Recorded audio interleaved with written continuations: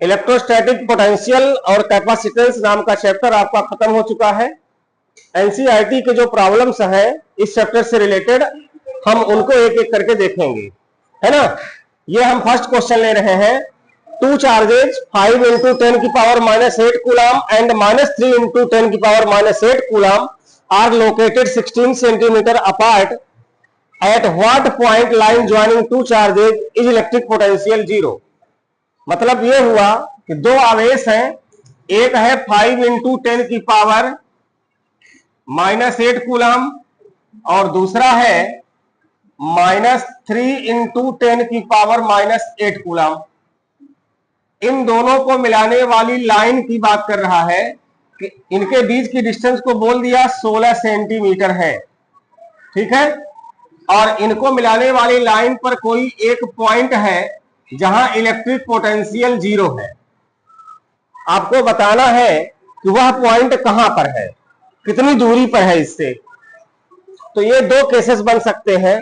एक केस तो हो सकता है कि इनको मिलाने वाली लाइन के अंदर वो पॉइंट हो जाए, और एक केस बन सकता है कि इन्हीं चार्जेज को मिलाने वाली जो लाइन है उसके बाहर वो पॉइंट चला जाए तुम्हारा P, जहां पर पोटेंशियल की वैल्यू क्या हो जाएगी, 0 हो जाएगी। अगर इसकी वैल्यू हम बताए थे 5 इंटू 10 की पावर -8, इसकी बताए थे -3 इंटू 10 की पावर -8। अब ध्यान से देखना, यहां पर क्या था कि यहां से यहां तक की डिस्टेंस 16 थी, इसमें यहां से यहां तक की डिस्टेंस क्या हो जाएगी, 16 सेंटीमीटर। क्वेश्चन ने कहा है दोनों चार्जेज के बीच की डिस्टेंस 16 है, और इस डिस्टेंस को तुम मान लो, जो ये वाली डिस्टेंस तुम्हारी जा रही है ये कितनी हो जाएगी, x। इस वाले चार्ज से जो वो वाला पॉइंट है कितनी दूरी पर है, x। तो ये वाली डिस्टेंस कितनी हो जाएगी, x -16। इतना समझ में आया कि नहीं आया। अब देखो, अगर यहां पर पोटेंशियल 0 हो रहा है, इसका मतलब इस प्लस के कारण जितना पोटेंशियल यहां मिलेगा उतने पोटेंशियल इस माइनस के कारण यहां मिलेगा, और तभी दोनों को जोड़ने से उत्तर 0 आएगा। क्योंकि पोटेंशियल एक स्केलर क्वांटिटी होती है, तो वहां पर अगर दोनों वैल्यू एक प्लस एक माइनस में आ जाएगी तो उसका आंसर 0 हो जाएगा। तो हम निकालते हैं, ये आपका केस फर्स्ट है और ये आपका केस सेकंड है। हम निकालते हैं पहले इसके कारण यहां पर पोटेंशियल। तो जब इसके कारण यहां पोटेंशियल निकालोगे तो क्या आ जाएगा, पोटेंशियल का फार्मूला होता है 1/4πε0 Q/r²। डिस्टेंस होती है सीधे सीधे। तो हम इसके लिए अगर चलें, इस वाले चार्ज के लिए चलें, तो क्या बन जाएगा जरा देखना ध्यान से। 1/4πε0 की वैल्यू 9 × 10⁻9 हो गया। 1/4πε0 की वैल्यू, Q की वैल्यू 5 इंटू 10 की पावर 8 हो गया, डिवाइडेड बाई R। यहां से लेकर के यहां तक की डिस्टेंस हमने क्या मान लिया, x है। तो ये वाली डिस्टेंस क्या हो जाएगी, 16 - x हो जाएगी। तो डिवाइड बाई क्या हो जाएगा, x। अब प्लस इसका वाला पोटेंशियल निकाल लो। अब तो इसके कारण यहां का पोटेंशियल क्या हो जाएगा, 9 × 10⁻9, और चार्ज की वैल्यू है -3 इंटू 10 की पावर -8 डिवाइडेड बाई 16 - x, और उत्तर क्या आ जाएगा, 0। क्वेश्चन ने कहा है ना कि यहां पर पोटेंशियल क्या हो जाएगा, कहां -8 हुआ, यहां पर। अब देखिए, इसमें जो चीजें कॉमन है उसको कॉमन ले लो। तो 9 × 10⁻9 × 10⁻−8 इतना कॉमन था। तो अंदर यहां बचेगा 5/x, यहां बचेगा -3/16 - x, बराबर क्या हो जाएगा, 0। ये पूरा तुम्हारा 0 में चला गया। तो तुम्हारे पास बचा 5/x -3/16 - x बराबर 0। इसको उधर भेज दीजिए। तो 5/x 3/16 - x, इसका तिर्यक गुणा कर दो, ये हो जाएगा 16×5 = 80 -5x बराबर 3x। ये हो जाएगा 80 बराबर उधर चला गया तो 8x। यहां से x बराबर कितना आ जाएगा, 10 सेंटीमीटर। यानी कि जो ये पॉजिटिव चार्ज था, इस पॉजिटिव चार्ज से 10 सेंटीमीटर आगे जाओगे तो वहां इलेक्ट्रिक पोटेंशियल क्या हो जाएगा, 0 हो जाएगा। अगर इस केस में आ जाते हैं तो इस केस में पहले इसके कारण यहां का पोटेंशियल निकालेंगे। तो 9 गुणे 10 की घाते 9, चार्ज की वैल्यू 5 गुणे 10 की घाते -8, अब बटे डिस्टेंस क्या हो गई x, प्लस इसके कारण पोटेंशियल निकालेंगे। तो 9 गुणे 10 की घाते 9, अब -3 गुणे 10 की घाते -8, अब बटे हो जाएगा x -16 बराबर क्या हो जाएगा 0। अब देखिए जो कॉमन है वो ले लो, 9 गुणे 10 की घाते 9, 10 की घाते -8, यहां पर आपके पास बचेगा 5 बटे x माइनस 3 बटे x -16 बराबर क्या हो जाएगा 0। ये 0 में चला गया तो 5 बटे x इसको उधर भेज दो, 3 बटे x -16 क्रॉस मल्टीप्लाई करो तो 5x -16 पंचे 80 बराबर 3x। अब ध्यान से देखना, ये 80 को उधर ले जाओ, 3x को इधर ले आओ, तो 3x इधर आएगा, 5x में घट गया 2x हो गया, 80 इधर गया प्लस में हो गया, तो x की वैल्यू क्या आ गई 40 सेंटीमीटर। x की वैल्यू कितनी आ गई 40 सेंटीमीटर। क्या ये सवाल समझ में आपको आया? बहुत आसानी से समझ सकते हो इसको आप। एक बार जो ऑब्जर्विंग पॉइंट है उसको दोनों के अंदर लेना है, एक बार दोनों के बाहर लेना है। पहले केस में पॉजिटिव चार्ज से 10 सेंटीमीटर पर इलेक्ट्रिक पोटेंशियल 0 हो रहा है, और दूसरे केस में पॉजिटिव चार्ज से 40 सेंटीमीटर दूरी पर इलेक्ट्रिक पोटेंशियल 0 हो रहा है। ठीक है, इसको नोट करिए। एक क्वेश्चन और देखिए, A regular hexagon of side 10 centimeter has a charge of 5 microcoulomb at each of its vertices. Calculate the potential at the center of hexagon. Hindi में सवाल को समझो। कह रहा है कि एक रेगुलर हेक्सागन है, मतलब एक समषटभुज है। षटभुज का मतलब कैसे हुआ, कुछ इस प्रकार से बना दीजिए, ये आपके पास एक समषटभुज हो गया, ठीक है, हेक्सागन हो गया। कह रहा है कि इसके हर एक वर्टेक्स पर 5 माइक्रोकूलम का चार्ज है, हर एक वर्टेक्स पर 5 माइक्रोकूलम का चार्ज है। इतनी बात समझ में आ गई कि नहीं आ गई? इसकी साइड 10 सेंटीमीटर है, जितनी भी इसकी भुजाएं हैं वो सब कितने की हैं 10-10 की हैं। कह रहा है आगे कि इसके सेंटर पर पोटेंशियल निकालो, तो सेंटर इसका यहां कहीं आएगा।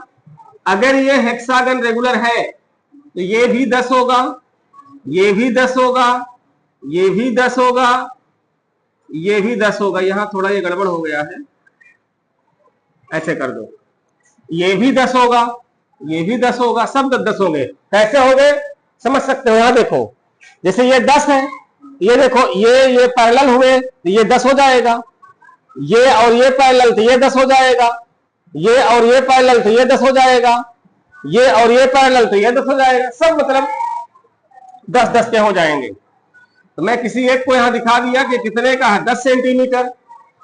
अब अगर आप किसी एक चार्ज के कारण यहां पर पोटेंशियल निकाल लो, फिर इसके कारण निकालो, फिर इसके कारण निकालो, इसके कारण निकालो, इसके कारण निकालो, तो चार्ज सेम है 5 माइक्रोकूलम का, और डिस्टेंस 10-10 सेंटीमीटर है। तो हम 6 बार निकालने के बजाय एक बार निकाल के 6 से मल्टीप्लाई कर दें तो आंसर नहीं बन जाएगा। तो हम यहां डायरेक्ट लिख सकते हैं सॉल्यूशन में कि इलेक्ट्रिक पोटेंशियल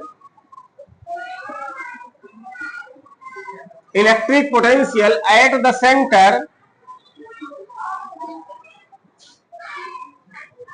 सेंटर क्या हो जाएगा 6 इंटू 1/4πε0 Q बटे R। बात समझ में आ रही है? इसकी वैल्यू 9 गुणे 10 की घाते 9, Q की वैल्यू 5 माइक्रोकूलम बोला है, तो माइक्रोकूलम का मतलब 10 की पावर -6 कूलम बटे R की वैल्यू 10 सेंटीमीटर, तो सेंटीमीटर को मीटर में लिख दो, 10 की पावर -2।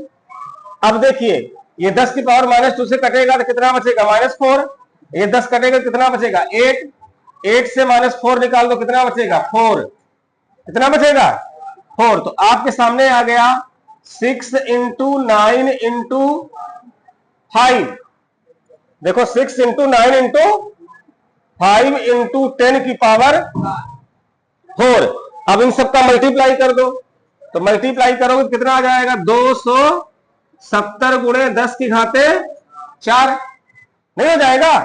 अब अगर इसको तुम साइंटिफिक सिस्टम में लिखना चाहो तो 2.7, 2 अंक के बाद दशमलव आ जाएगा, और 10 की पावर कितना हो जाएगा, 6, और इलेक्ट्रिक पोटेंशियल की यूनिट क्या होती है, वोल्ट।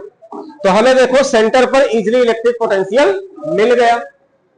लेकिन अगर इसी क्वेश्चन में थोड़ा सा घुमा करके वो ये कह देते कि सेंटर पे इलेक्ट्रिक फील्ड क्या होगा, सेंटर पर इलेक्ट्रिक फील्ड क्या होगा, तो आप जानते हो कि इलेक्ट्रिक फील्ड वेक्टर क्वांटिटी होती है, इलेक्ट्रिक फील्ड वेक्टर क्वांटिटी होती है।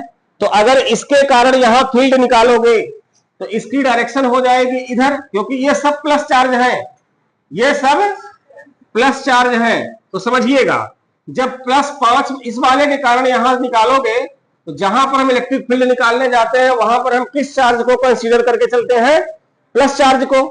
तो ये वाला भी प्लस था, ये वाला भी प्लस था, तो ये प्लस इस प्लस को रिपल करेगा, तो डायरेक्शन इसके कारण डायरेक्शन क्या हो जाएगी, इधर हो जाएगी। इसके कारण निकालने जाओगे तो ये प्लस इस प्लस को रिपल करेगा, डायरेक्शन इधर हो जाएगी। और दोनों अमाउंट में चार्जेस सेम थे, डिस्टेंस भी दोनों की सेम थी, तो इलेक्ट्रिक फील्ड जितना इसके कारण मिलेगा उतना इलेक्ट्रिक फील्ड इसके कारण भी मिलेगा, लेकिन दोनों की डायरेक्शन क्या हो जाएंगी, अलग अलग। तो दोनों एक दूसरे को क्या कर देंगे, कैंसिल। तो ये वाला इलेक्ट्रिक फील्ड इसको कैंसिल कर देगा, ये वाला इलेक्ट्रिक फील्ड इसको कर देगा, ये वाला इसको कर देगा, तो उसके अंदर इलेक्ट्रिक फील्ड क्या मिल जाएगा, 0।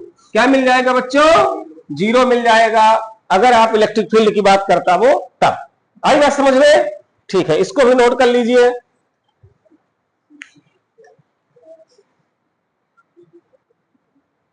देखिए एक क्वेश्चन ये है, अच्छा क्वेश्चन है, 2 charges 2 microcoulomb and -2 microcoulomb are placed at point A and B। 2 point दिया उन्होंने, एक पॉइंट A है और एक पॉइंट B है। कह रहे हैं पॉइंट A पर एक चार्ज है कितना, 2 माइक्रोकूलम, अब B पर कितना है, -2 माइक्रोकूलम। क्या बात हो रही है पीछे, आप लोगों को पढ़ने में मन नहीं लग रहा है, मैंने 1 बार 2 बार 3 बार बोला बात मत करो, है ना, नहीं समझ में आ रहा है बता दो, क्लास के बाहर कर दूंगा, और जो लोग पढ़ना चाह रहे हैं उनको तो पढ़ लेने दो, ठीक है। अगर बात करने के बहुत इच्छुक हो, घर की सारी पंचायत यही कर लेनी है, अरे कुछ घर के लिए बचा लो, मेरे जाने के बाद भी कुछ पंचायत कर लेना, अभी तो पढ़ लो कम से कम। एक चार्ज यहां बैठा है 2 माइक्रोकूलम, माना कि मैं बहुत अच्छा टीचर नहीं हूं, लेकिन जो भी गंदा हूं ऐसा भी पर आपके लिए पर्याप्त है, ठीक है ना, तो थोड़ा बहुत सीख लो अगर सीख सकते हो तो, बाकी तो मुझे पता है कि आप लोग क्या कर रहे हो। ये 2 माइक्रोकूलम का है, ये -2 माइक्रोकूलम का है। कह रहा है क्वेश्चन, अच्छा 6 सेंटीमीटर की दूरी भी दे रखा है, दोनों के बीच की डिस्टेंस कितना दे दिया है, 6 सेंटीमीटर। ये कह रहा है identify N equipotential surface of the system. इस इलेक्ट्रिक डाइपोल के लिए एक इक्विपोटेंशियल सरफेस बनाइए। इक्विपोटेंशियल सरफेस का मतलब क्या हुआ, जिसके हर एक जगह पर पोटेंशियल सेम हो। सपोज करिए कि अगर हम कहें कि यहां पर एक चार्ज यहां पर है और एक चार्ज यहां, ऐसे दोनों चार्ज हैं, इतनी दूर ले लो चलो। अब इन दोनों चार्ज के कारण अगर तुमको एक इक्विपोटेंशियल सरफेस बनाना है तो कैसे बनाओगे, जैसे ये चीज दिख रही है, अगर मैं एक इसी के परपेंडिकुलर प्लेन ऐसे रख दूं, अब ये प्लेन मतलब ऐसे बीचों बीच गया हुआ है, ये लाइन चली गई है ऐसे अंदर से, आई बात समझ में। जब अंदर चली जाएगी तो यहां से समझ सकते हो आप ऐसे करके कि अब देखिएगा, अगर मैं इस प्लेन पर इसके कारण जहां भी जाऊंगा जितनी दूरी पर, उसके कारण भी उतनी दूरी पर जाऊंगा, तो ये वाला प्लस के कारण यहां पोटेंशियल बनाएगा, ये वाला उतनी दूरी पर माइनस कारण बनाएगा, तो दूरी 0 हो जाएगा। चाहे जहां, चाहे जिस सरफेस पर, इस सरफेस पर कहीं भी अगर जा सकते हो, ऐसे करके आपको जाना होगा। मतलब एक ऐसा प्लेन जो कि इसके मिड पॉइंट ओ से पास करे और इस AB के परपेंडिकुलर हो, एक ऐसा प्लेन जो AB के मिड पॉइंट O से पास करे और इसके परपेंडिकुलर हो, ऐसा इक्विपोटेंशियल सरफेस आपका बनेगा, है ना। अगर नहीं समझ पा रहे हो तो कैसे समझा दो, समझ में आ जाएगा, थोड़ा सा दिमाग लगा लो समझ में आ जाएगा। ये मान लीजिए, एक पेन दीजिए, एक पेन दीजिए। अब यहां से समझिए थोड़ा सा ऐसे करके, ये ऐसा मैंने कर दिया, ये तुम्हारा, रुक जाओ भाई साहब, क्यों परेशान कर रहे हो, प्लेन भाग रहा है थोड़ा।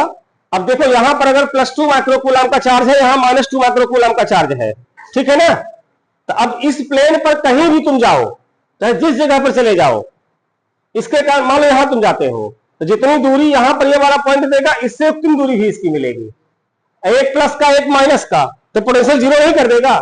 चाहे जहां घूमिए इस प्लेन पर इक्वी पोटेंशियल मिलेगा, यानी पोटेंशियल जीरो मिलेगा। तो इक्वी पोटेंशियल हुआ कि नहीं हुआ? तो पहले वाले क्वेश्चन ने यही बोला है, identify an equipotential surface. तो बता दीजिए कि equipotential surface is passing through the mid point of electric dipole O and perpendicular to it. इतना बोलते बन जाएगा। ये पहले वाले का जवाब हो गया। अगर दूसरे के जवाब की बात हिंदी में सुन लीजिएगा कि जो समविभव पृष्ठ है वह वैद्युत द्विध्रुव AB के मध्य बिंदु O से लंबवत दिशा में गुजरेगा और यह एक समतल होगा। कैसा होगा? एक समतल होगा। अगर बात समतल अगर नहीं होगा, कहते तुमको गोला का गोला होगा या कुछ और होगा, तो फिर वहां पर इक्वी पोटेंशियल नहीं मिलेगा, प्लेन रहेगा तभी मिल पाएगा इस केस के लिए। दूसरा कह रहा है what is the direction of electric field. अब इलेक्ट्रिक फील्ड की डायरेक्शन अगर इक्वी पोटेंशियल सरफेस आपने आइडेंटिफाई कर लिया तो इलेक्ट्रिक फील्ड की डायरेक्शन बताना कठिन नहीं होता, क्योंकि आपको इक्वी पोटेंशियल सरफेस की प्रॉपर्टी में सिखाया गया है कि electric field is always perpendicular to the surface of equipotential. जो इक्वी पोटेंशियल सरफेस होते हैं, समविभव पृष्ठ होते हैं, विद्युत क्षेत्र उन पृष्ठ के हमेशा कैसे होता है? लंबवत दिशा में होता है। तो अगर मैंने ये जैसे बना लिया तो विद्युत क्षेत्र कैसे होगा? देखो विद्युत क्षेत्र ऐसे ऐसे निकलेगा, इसी के परपेंडिकुलर रहेगा, ऐसे तो हो नहीं सकता। अगर ऐसे कर दोगे, ये तो रुक ही नहीं रहे भाई साहब, इतने परेशान कर दिए हैं, ऐसा समझो। अब तो ऐसे इलेक्ट्रिक फील्ड बनेगा, इस प्रकार से जाएगा, ऐसे तो हो नहीं सकता क्योंकि वो पैरेलल हो जाएगा पृष्ठ के। अब बात यह बनती है कि ऐसे वाले केस में ए से बी होगा कि बी से ए होगा। तो इलेक्ट्रिक फील्ड हमेशा क्या होता है? पॉजिटिव चार्ज से नेगेटिव चार्ज। तो डायरेक्शन मिल गई कि नहीं मिल गई? तो डायरेक्शन दूसरे वाले का उत्तर क्या हो जाएगा? The direction of electric field is perpendicular to the equipotential surface, is perpendicular to the equipotential surface from A to B, A से बी की ओर। अब ए से बी की ओर क्यों हो रही है? क्योंकि प्लस से माइनस की ओर होना था उसको। समझ में आ गया? इस प्रश्न का जवाब बना ले जाएंगे। धन्यवाद। आज के लिए मैं इतना ही रखता हूं इन 3 क्वेश्चंस को। कल की क्लास में आगे के हम एनसीईआरटी के और क्वेश्चन आपके पास लेकर के आएंगे और उन्हें सॉल्व करेंगे। ठीक है?